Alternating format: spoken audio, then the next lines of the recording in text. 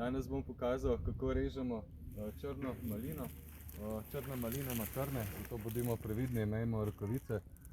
Predhodno smo že v poletnem času porezali poganjke, ki so rodili, teh ni več, tako da so to samo še enoletni poganjki, pa še tukaj so bili poleti prikrajšani, tako da jih prikrajšamo še nazaj, lahko kar bolj na kratko, na 2-3 brste zgoraj odrežemo in porežemo nazaj, ostanejo samo štrcli in iz teh se bodo razvili poganjki, dolgi poganjki, kateri bodo to tudi rodili. Dobro je, da je to čim više, zato da vse skupaj ne polega po tleh.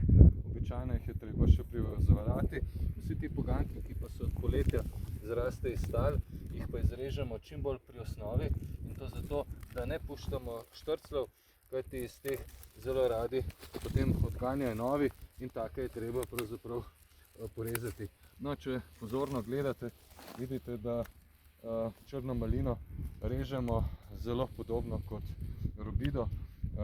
Rez robide na YouTubeu si pa lahko tudi pogledate pri nas. Vtipkate rez robide, YouTube oziroma zeleni svet in najdete obilo nasvetov za rez jagodiča in sadnega drevja. Tako, jaz bom še nadaljeval naprej, upam pa, da sem pomagal, da boste tudi vi doma pravilno porezali črno malino.